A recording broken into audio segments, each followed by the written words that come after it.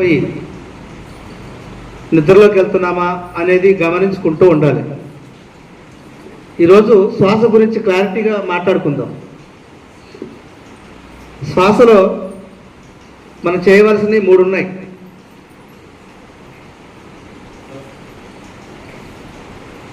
ఒకటి చూపు. ఈ చూపు ఎక్కడ చూస్తున్నాం? మనం కళ్ళు తెరిచినప్పుడు మన మనసు అన్నీ చూస్తుంది కదా. ఇక్కడే ఉండాలి మీ మనసు, ఎటు అటు తిరగొద్దు. సబ్జెక్ట్ మిస్ అవుతాం, ఇక్కడే ఉండాలి. నేను చెప్పే మాటలు చాలా జాగ్రత్తగా వినాలి. అసలు ధ్యానం అంటే మనకేంటి అర్థం అవుతుంది.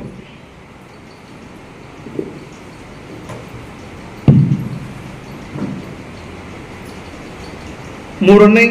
ధ్యానం చేసేటప్పుడు మనం చేయవలసినవి 3 ఉన్నాయి. మొట్టమొదటిది, మన చూపు ఎక్కడుంది? మన చూపు మనం ఇప్పుడు ఎదురుగా చూస్తున్నాం, ఆ ఎదురుగా కనిపిస్తుంది. కానీ ఇక్కడ ఏం చెప్తున్నారు? ధ్యానం అంటే చూపుని భూమధ్యమున ఇక్కడ నిలపమన్నారు. మనకి ధ్యానం అనే సరకలు ఏంటంటే కళ్ళు ఆటోమేటిక్గా ఈ నల్లగుడ్లు ఇక్కడే ఉంటాయి. చూస్తూ చూస్తూ కళ్ళు మూసుకుంటాం. అంటే శ్వాస కిందకి ఆడుతూ ఉంటుంది. అప్పుడు ఏం చేస్తుంది?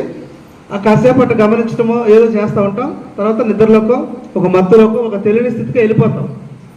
అది సరైన ధ్యానం కాదు. అయితే మన చూపు ఎక్కడ ఉండాలి? ఆ చూపు మనకి ఈ 2 కనుబొమ్మల మధ్య చూడాలి. అట్లా చూస్తూ అలా కళ్ళు మూసుకోవాలి.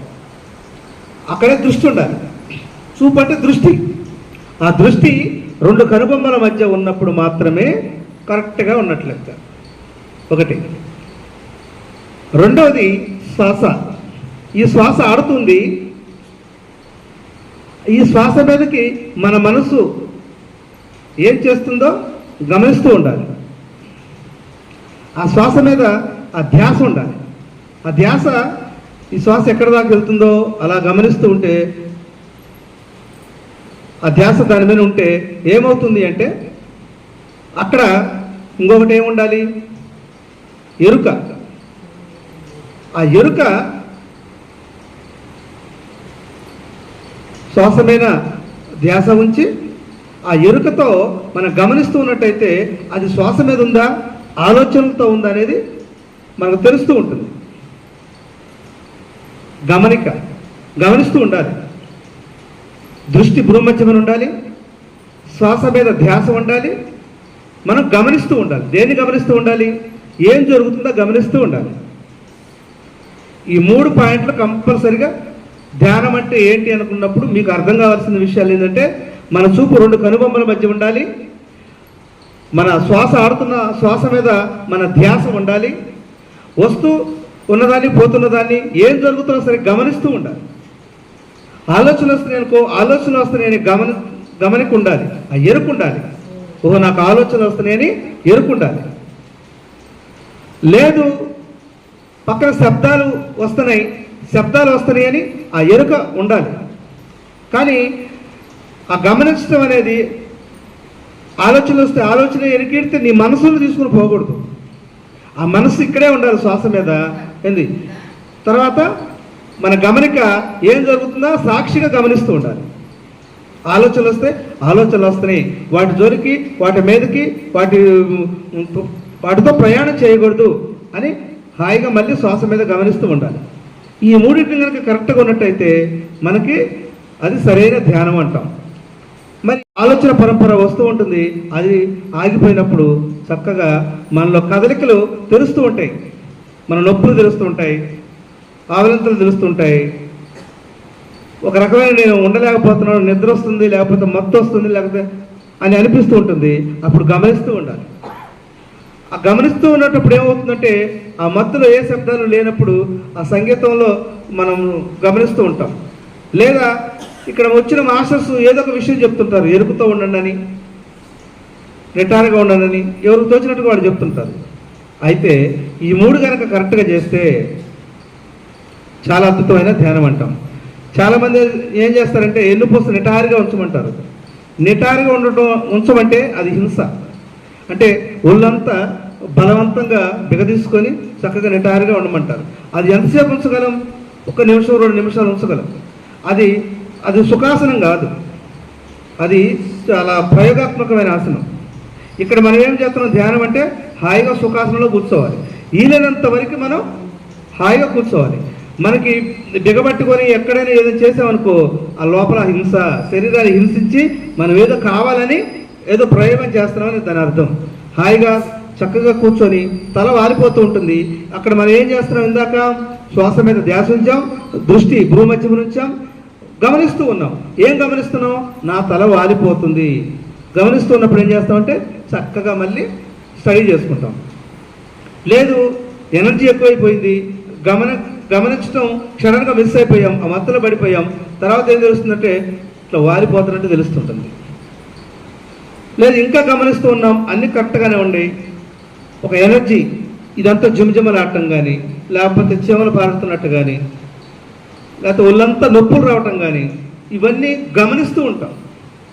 చాలా చాలా ఉంటాయి ఈ శరీరంలో. కానీ ఈ శరీరానికి శక్తినిచ్చే ఇంకో శరీరం ఉంది, అది ఎదరికి బాడీ అంటారు, అంటే ప్రాణమయ శరీరం.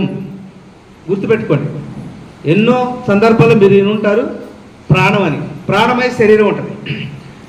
ఈ దేహంలో గుండె, కిడ్నీలు, ఎముకలు, రక్తము, మాంసము ఎలాగైతే ఉందో ఈ ప్రాణమయ శరీరంలో కూడా కొన్ని అవయవాలు ఉన్నాయి. అవి సూక్ష్మంగా ఉంటాయి. వాటి పేర్లు ఏంటంటే మూలాధారం, స్వాధిష్టానం, మణిపూరక, అనాహత, విశుద్ధ, ఆజ్ఞ. ఇవి 7 చక్రాలు అంటారు. 7 చక్రాలు కాదు, 6 చక్రాలు ఒక స్థితి.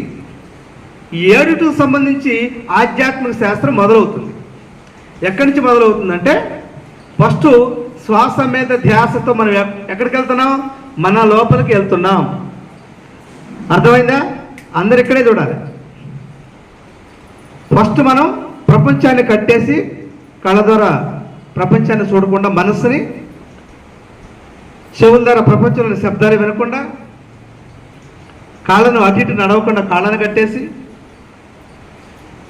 చేతులు అటు ఇటు పడిపోకుండా చేతులను కట్టేసి, పూర్తిగా మనం మనసుని ఈ దేహంలో నుంచి బయటికి వెళ్ళకుండా చేసాం. బాగా గమనించండి. ఎప్పుడైతే బయటికి వెళ్ళకుండా చేసినటువంటి మనస్సుకి మరి ఎప్పుడు బయటికి వెళ్ళేటువంటి మనసు లోపలుంటే అయోమైపోతుంది. అప్పుడు ఏం చేస్తుందంటే తన చిన్నప్పటి నుంచి దాచిపెట్టుకున్నటువంటి వీడియోలు, ఆడియోలు, మాటలు, ఆలోచనలు అన్నీ కూడా దాపెట్టుకుంటాయి. అప్పుడు ఆ మనసులో ఉన్నటువంటి పాతయన్నీ చూసుకుంటూ ఉంటుంది. అవన్నీ ఆలోచనల రూపంలో వస్తూ ఉంటాయి. ఈ ఆలోచనల రూపంలో వచ్చేటప్పుడు ఏమవుతుంది అంటే వాటి ఎనికిడికి మనసు వెళ్ళిపోతూ ఉంటుంది. చిన్నప్పుడు ఆలోచనలు గుర్తుకొస్తాయి ఏదో సందర్భం చూసి, అక్కడికి వెళ్ళిపోతుంది మనస్సు. ఎందుకంటే ఇప్పుడు బయటకు వెళ్ళిపోయే అవకాశం లేదు కదా, శరీరాన్ని కట్టేసాం అన్నీ అనుకోండి. అది సరైన ధ్యానం కాదు. మనకి ఎనర్జీ ఫ్లో అయిపోయినప్పుడు ఒక సమాధి స్థితికి వెళ్తాం, కానీ సమాధి స్థితిలోకి వెళ్ళారనేది కూడా మనం గమనించుతూ ఉండాలి. ఈ గమనించడం, ఈ 3 ప్రక్రియ కనీసం మనకి 5 నిమిషాలు ఉన్నా కూడా చాలు, అంత అద్భుతంగా ఉంటుంది. అది ప్రాక్టీస్ అంటే. అలాంటి గమనించటం ఎవరి వయసు ఎంత ఉందో అంతసేపు కనుక గమనించగలిగితే చాలా అద్భుతం. గంటలు గంటలు కూర్చునేది వేరు, సరైనటువంటి ధ్యానం చేసేది వేరు. ఆ సరైన ధ్యానంలో ఒకటి దృష్టి, ఒకటి ధ్యాస, ఒకటి గమనిక, ఎరుక.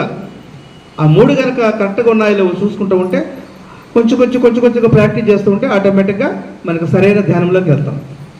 అయితే ఇక్కడ మనం ఇంకా తెలుసుకోవాల్సింది ఏంటంటే ఇది కొత్త వాళ్ళకి మాత్రమే, పాత వాళ్ళకి తెలిసి ఉంటుంది. అయితే ఇప్పుడు ఈ ధ్యానం చేసేటప్పుడు మనకి కొన్ని నిజాలు, కొన్ని సత్యాలు తెలియాలి. ఏమిటి నిజాలు అంటే, నేను అనేది ఉంది.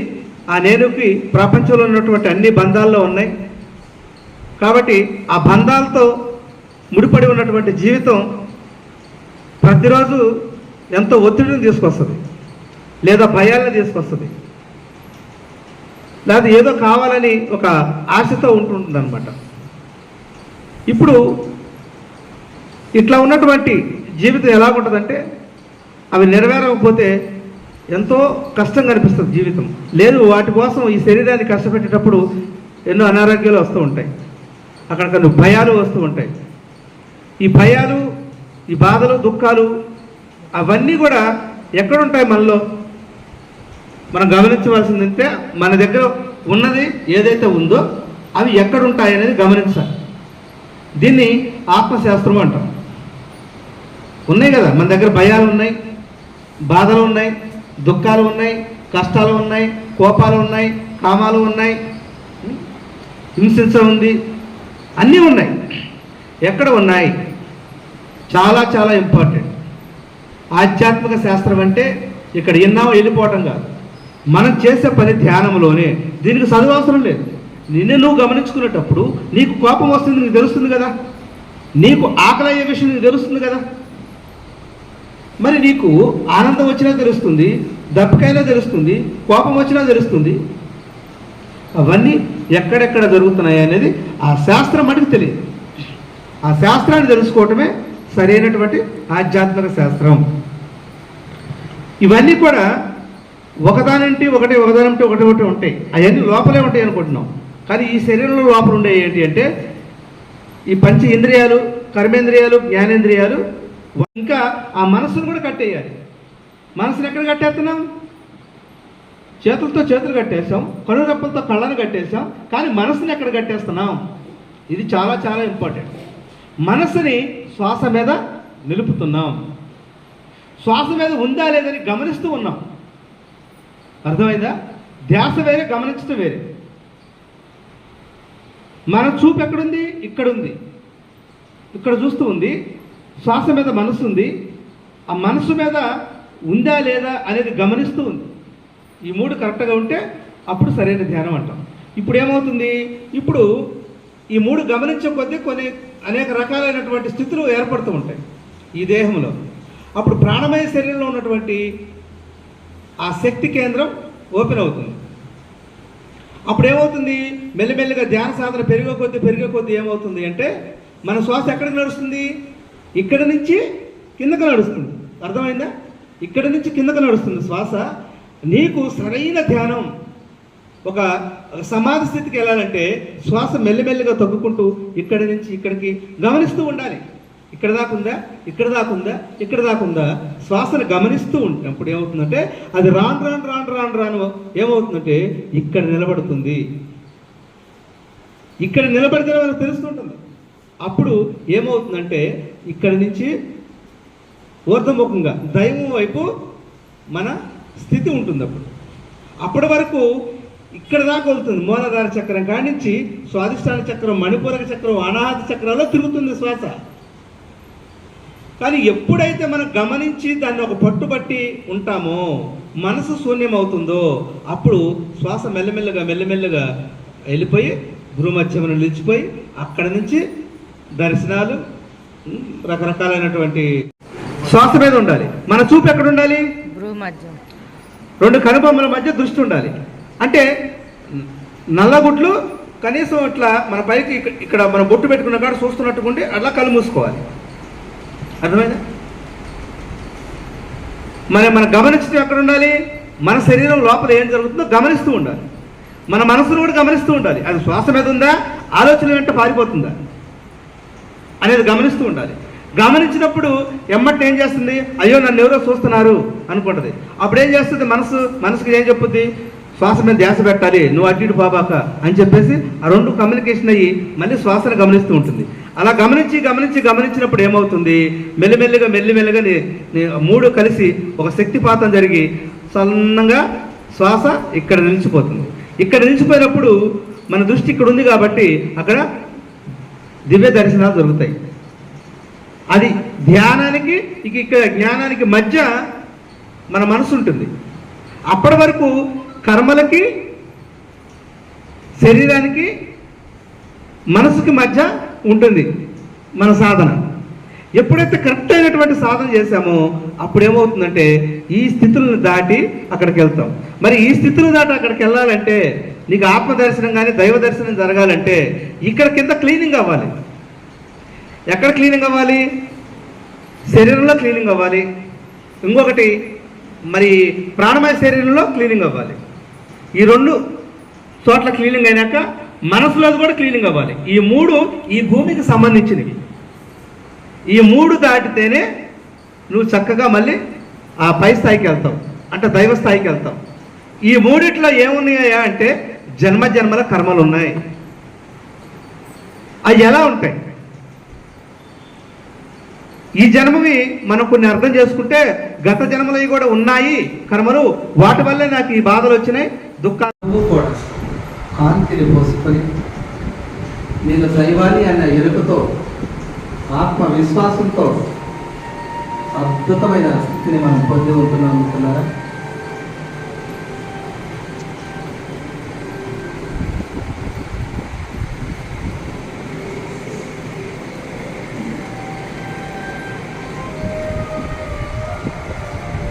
ఈ శరీరంలోకి మనం వచ్చాం. ఈ శరీరం ఉన్నంత కాలం ఆరోగ్యంగా వస్తాం. ఆ ప్రకృతికి అప్పచెప్పు వెళ్ళవాలి.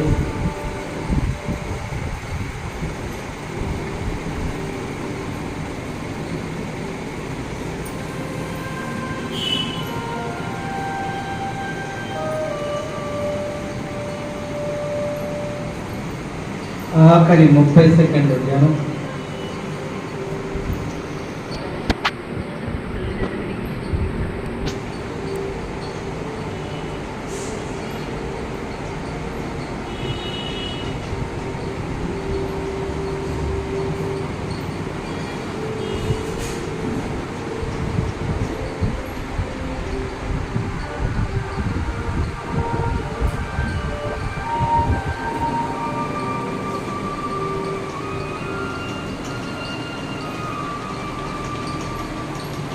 జీవితం అనుభవాలు కాదు.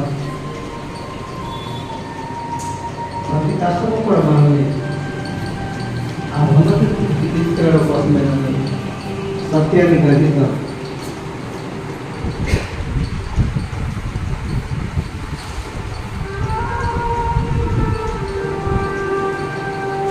ధ్యానం, ఆ దేవుడు చేసిన ధ్యానం మనము చేస్తున్న